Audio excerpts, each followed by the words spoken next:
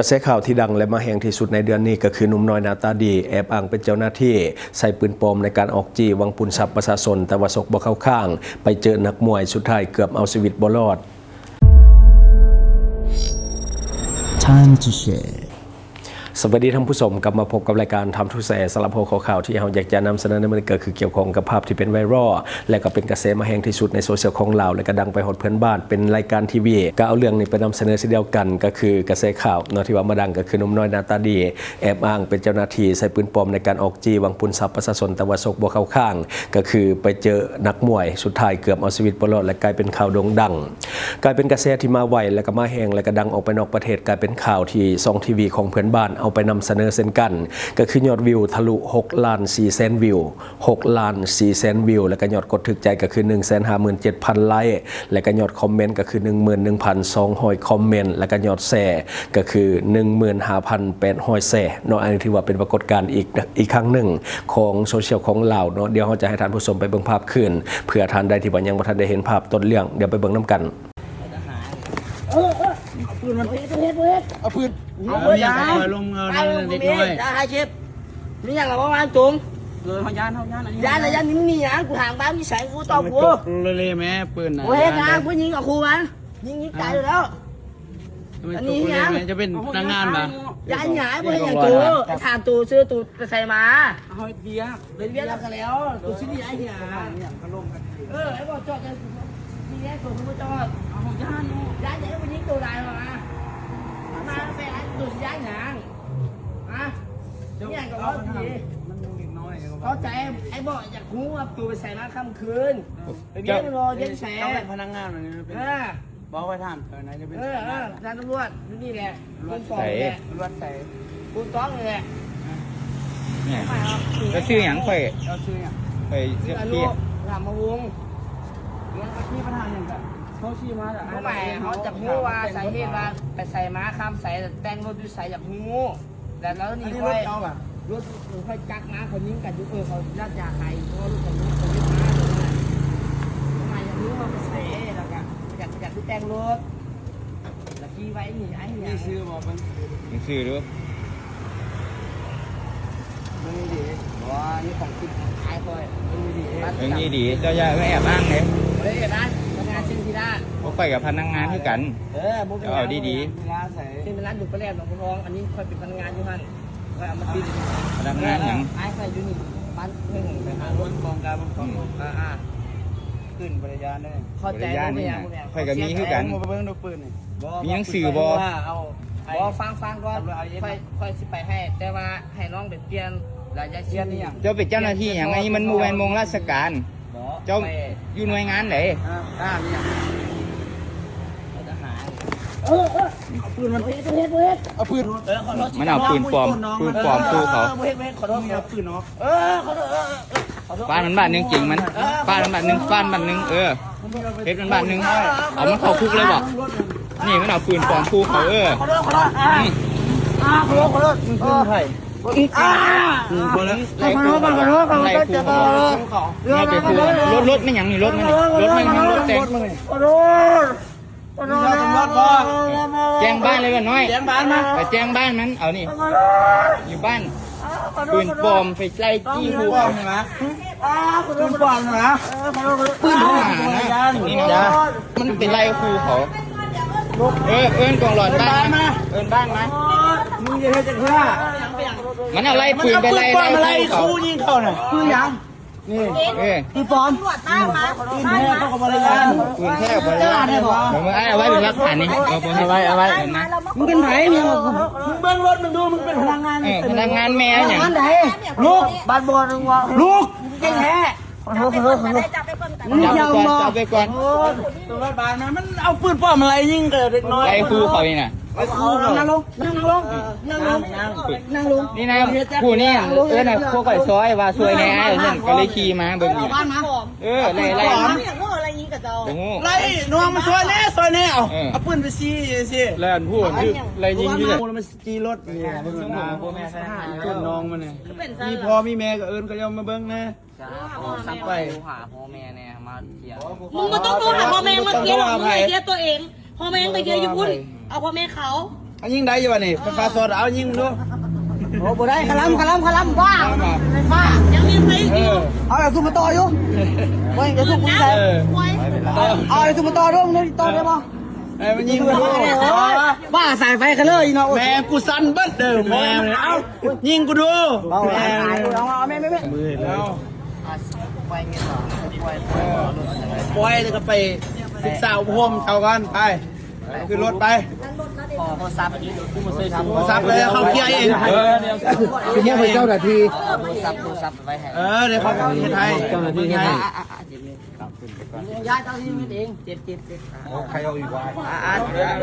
เจ็ดหัดแกนบ่ตายล่ะบ่ตายหรอก มึงเฮ็ดเข้ามึงสิยิงเข้านั่นมีคนมาแล้วมันคนมึงไหม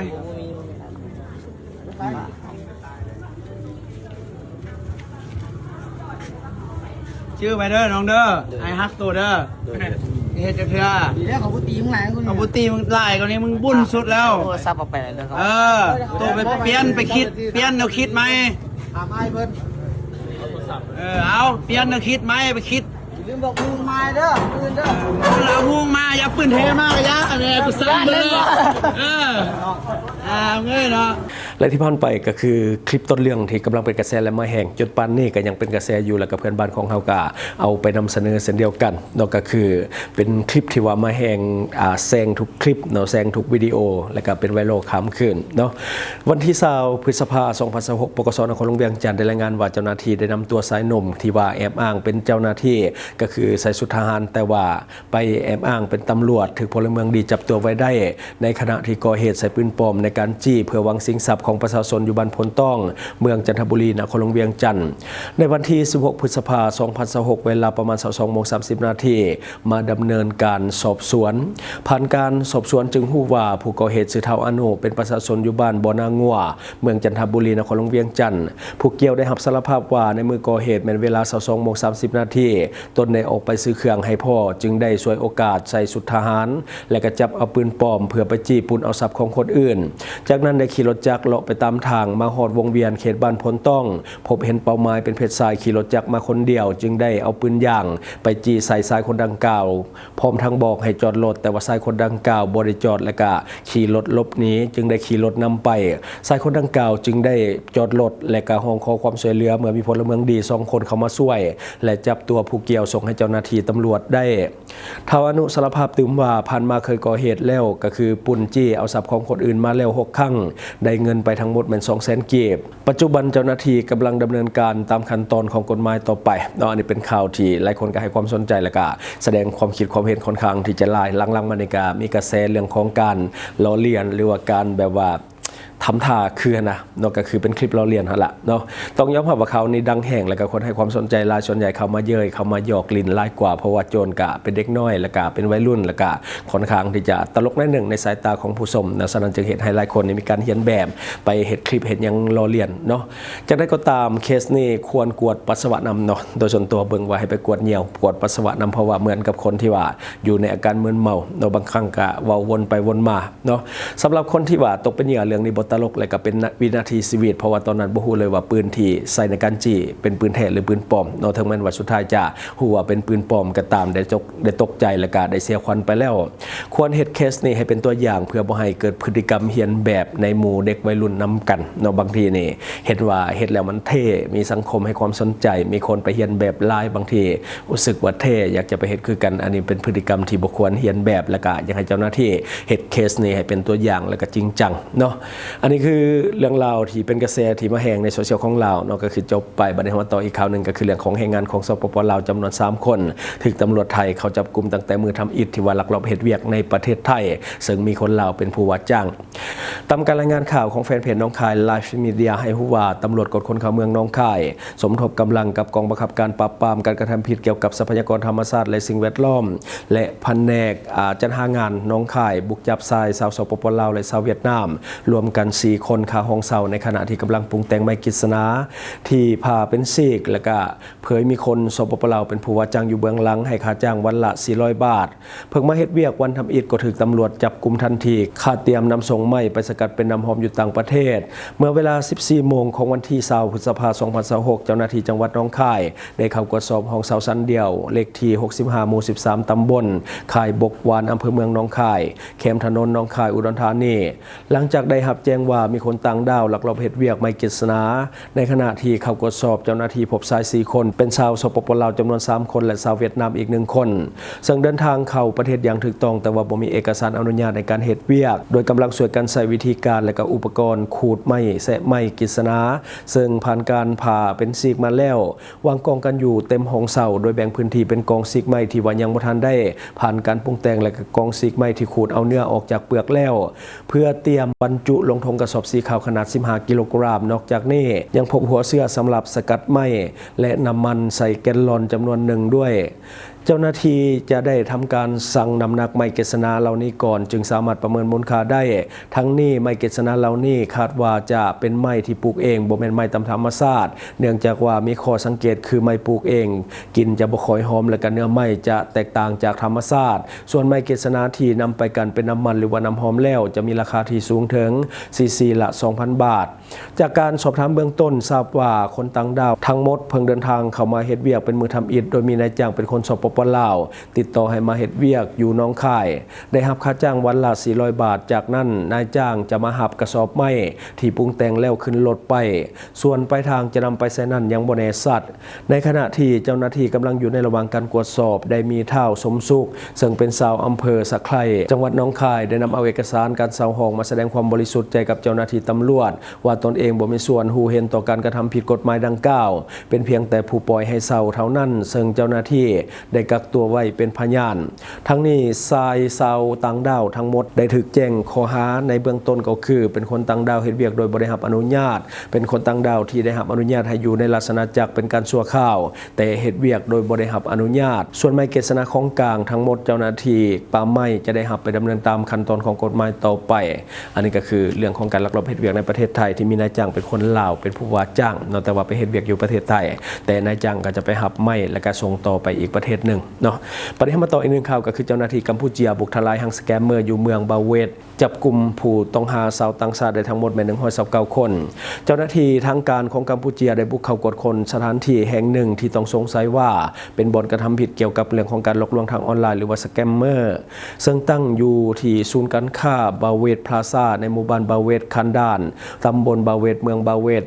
ในการปฏิบัติการครั้งนี้เจ้าหน้าที่ตำรวจสามารถจับกลุ่มผู้ต้องหาได้ทั้งหมด129คนในนั้นประกอบมีชาวเวียดนาม11คนชาวจีน103คนและชาวปากีสถาน10คนชาวบังกลาเทศ4คนและชาวเมียนมา1คนพร้อมกันนั้นในระหว่างการปฏิบัติการเจ้าหน้าที่ตำรวจยังสามารถยึดของกลางที่พัวพันกับการเคลื่อนไหวหลอกลวงดังกล่าวได้อีกหลายจำนวนปัจจุบันบรรดาผู้ต้องหาพร้อมด้วยของกลางทั้งหมดแม่นกำลังส่งตัวไปยังศาลแขวงเพื่อดำเนินคดีตามขั้นตอนของกฎหมายต่อไปในขณะที่อาคารสถานที่ดังกล่าวได้ถูกปิดชั่วคราวอันนี้ก็คือในของข่าวเนาะแต่ก่อนเฮาก็ยันแต่สแกมเมอร์ชาวจีนแต่ว่ามาปัจจุบันนี่ก็คือสแกมเมอร์ชาวเวียดนามก็เป็นตายันบ่ต่างกันเนาะก็คือระบาดหลายในบ้านเฮาในปัจจุบันอันนี้คือสิ่งที่เฮาเก็บมาเล่าสู่ฟังหวังว่าท่านจะได้รับสาระดีๆสำหรับท่านที่ว่าเบิ่งรายการเฮาอยู่คิดเห็นจังได๋กับสิ่งที่มานำเสนอไปอย่าลืมฝากไว้ภายใต้คอมเมนต์ของเฮาและข้าพเจ้าจะเข้าไปอ่านด้วยตนเองขอขอบใจช่องทางที่คุณสามารถรับชมข่าวสารจาก Time to Share Studio Fanpage Time to Share Laos YouTube Time to Share TikTok Time to Share Laos Facebook สิงห์ดาราสายลินอยู่เมืองลาวใช้แต่เงินกีบลาวและส่งเสริมผลิตภัณฑ์ภายในเพื่อลดพรการนำเข้าสินค้าและแก้ปัญหาเงินตา Subscribe for more video